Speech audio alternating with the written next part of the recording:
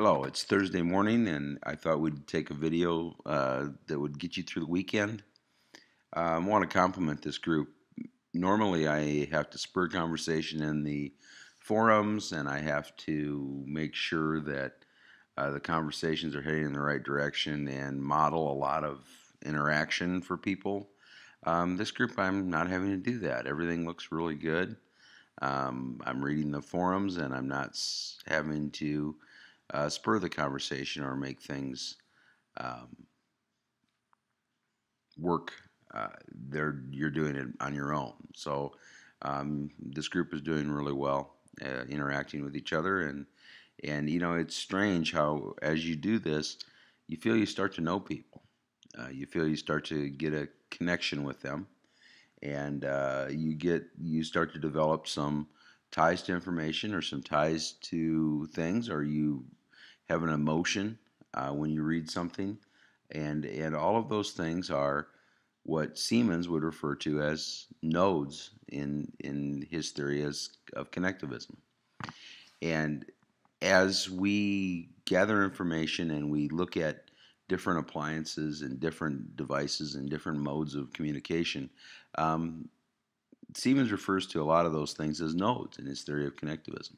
So somebody posts something that spurs an emotion, and that information is there. Where does that information exist? And that's one of the things that Siemens will talk about is that, yeah, knowledge can exist in people, but it can also exist in non-human sources. And that idea of where is the information and where does it reside, it has changed because of technology. So if we look at the types of nodes that Siemens talks about, and we looked about what forming connections are, and the one thing that I do think that helps with connectivism and helps me understand it is the idea of the emotions and the exposure and the patterning that the connections um, come from, and that helps me to understand where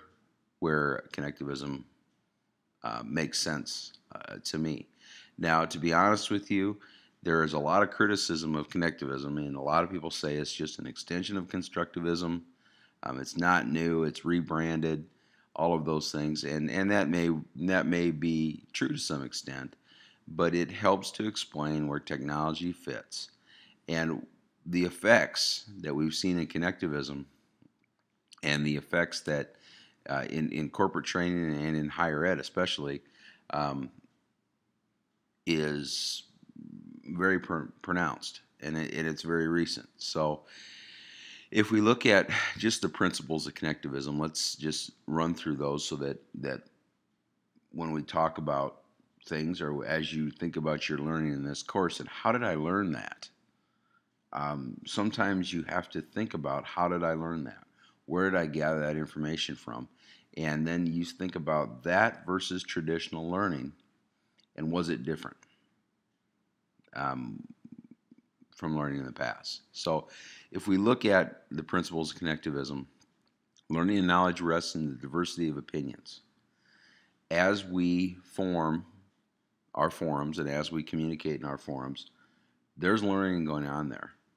And if everybody agrees with the exact same thing and everybody says yes, yes, yes, yes, yes, yes, yes to some opinion or some statement or uh, some piece of information, does learning really occur?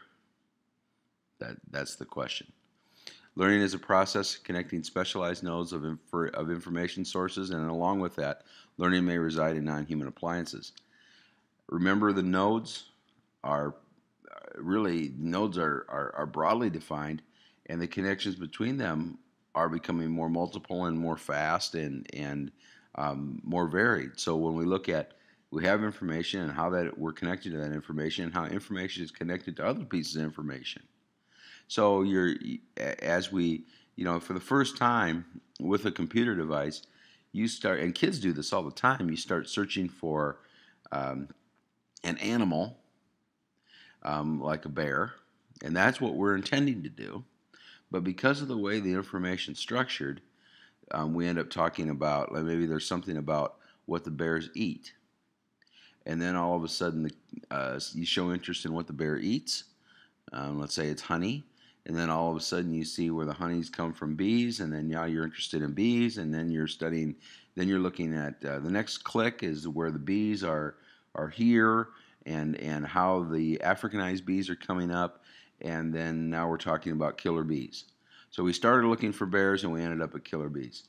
That flow of information is much faster than it used to be, much more convenient and much more organized and much stronger. So I think some of that technology aids in that flow of nodes, so to speak.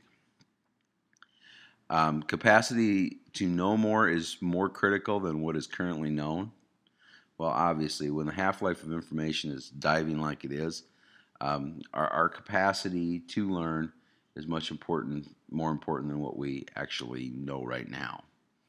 The next two I like to go together.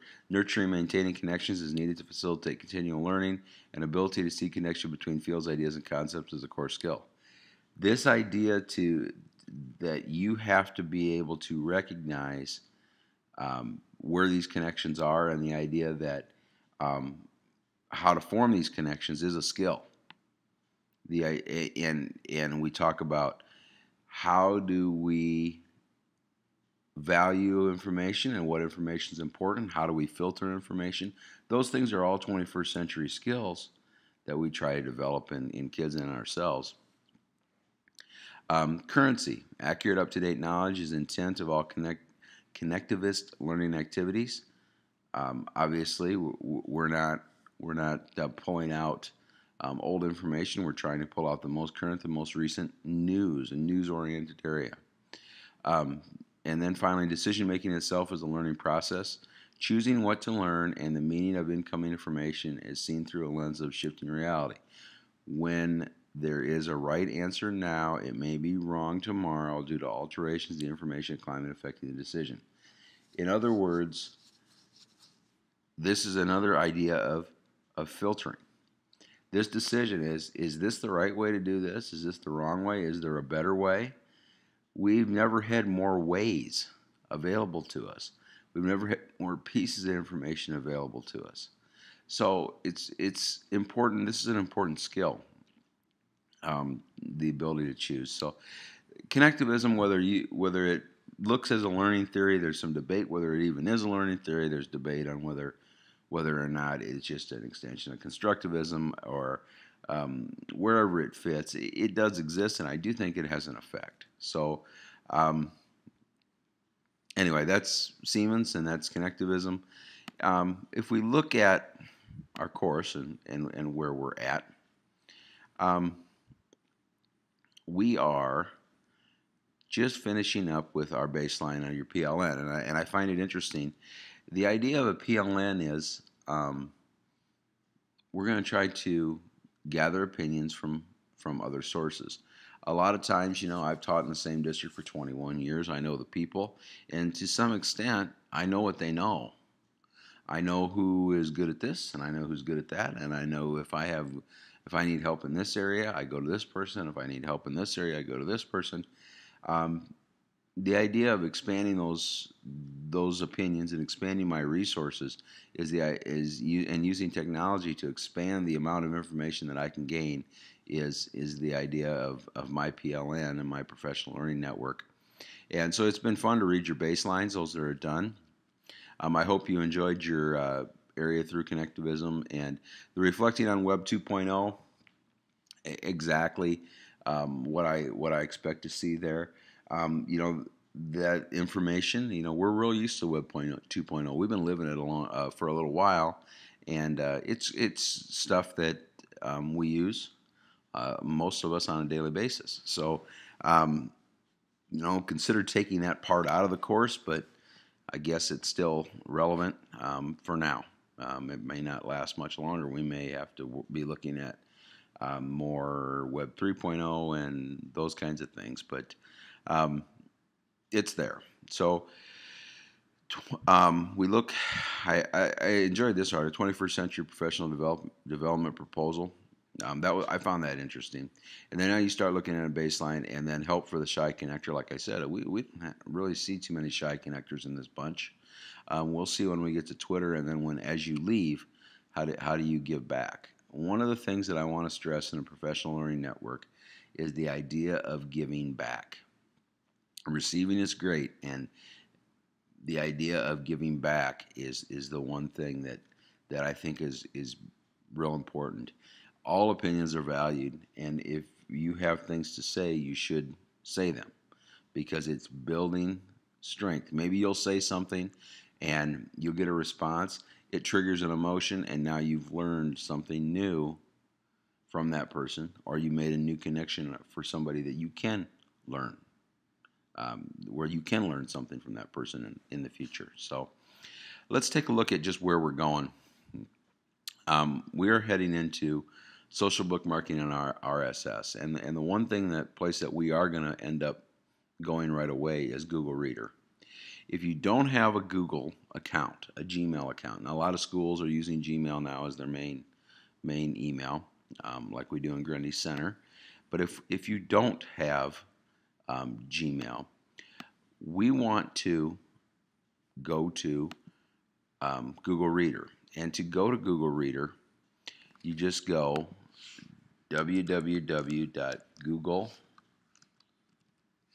not Foogle, google.com/reader. And it will bring you to this page. You sign in.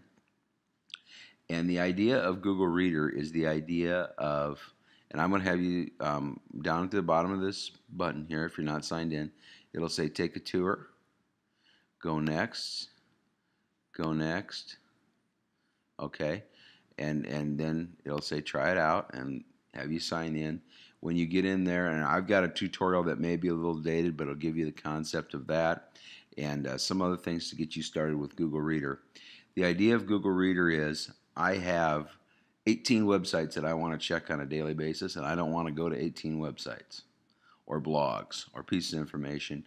The Google Reader is going to gather all that information for me and put it in an organized fashion. And then the best part is that we can share that information back out to other people that may be interested in it. So I will be posting a bunch of stuff about Google Reader by Sunday, which I'm going to put the date on Sunday. We would like you to have a Google Reader account, and I'll have a forum out there about, we don't have to respond to each other, but it's just what to follow. Give you some ideas of some things to follow. And I apologize ahead for my data tutorials. I haven't, Google changes things so often that it's very hard to keep up, but the concepts tend to stay the same. Get yourself a Google Reader account and go through that process. So by Sunday, to stay up with the course and be where you want to be, you should have posted in all the forums, gone through the connectivism stuff, and developed yourself a Google Reader account. Now on Monday, we're going to talk about sharing Google Reader streams, and I'm going to give you some more Google Reader advice. But we should have a Google Reader account by Sunday. Posted a couple things in all the forums that we've gotten so far. And on Monday, the workload will be just one little topic, very light.